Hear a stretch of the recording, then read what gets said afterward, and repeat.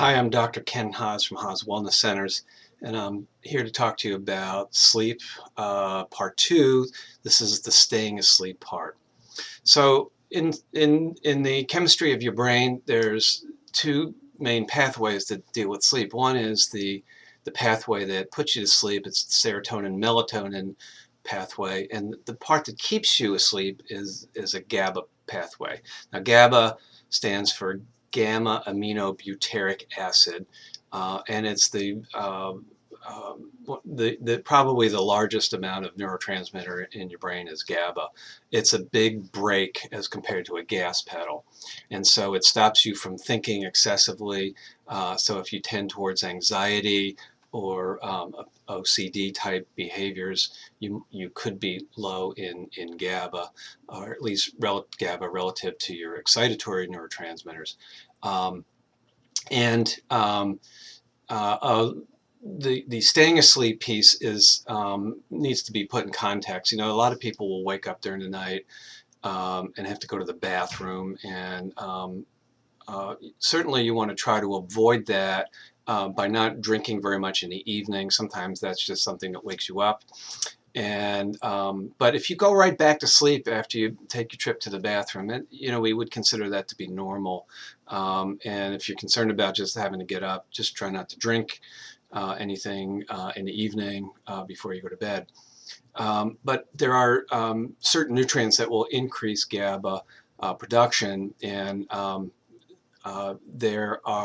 there's a cascade pathway from the production of energy inside every cell in your body that makes something called glutamic acid, which is part of the Krebs cycle or the citric acid cycle, which is what happens inside your cells to make energy, like ATP.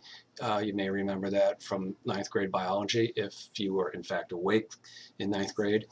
But GABA also needs things like butyric acid, which actually can come from something like butter. So butter is actually something that's very good for your brain, and so some people avoid butter because they think it's bad for their cholesterol, and we don't think that's true anymore. Eating more butter can sometimes help. I have a friend who solved quite a difficult brain problem by eating lots and lots of butter. I particularly happen to like clarified butter or ghee. So lots of butter can help you calm your brain. The other thing that is easy to do for most people is take some magnesium. Magnesium helps the receptors on the GABA neurons to be more sensitive. And so sometimes you have plenty of GABA, but the receptors aren't sensitive. So increasing magnesium can help.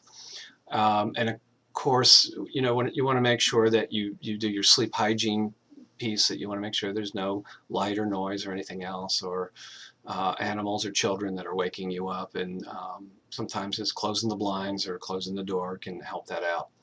If you need more help with getting to sleep in a natural way, just give us a call at 704-837-2420 and visit us on the web too. Thanks for listening.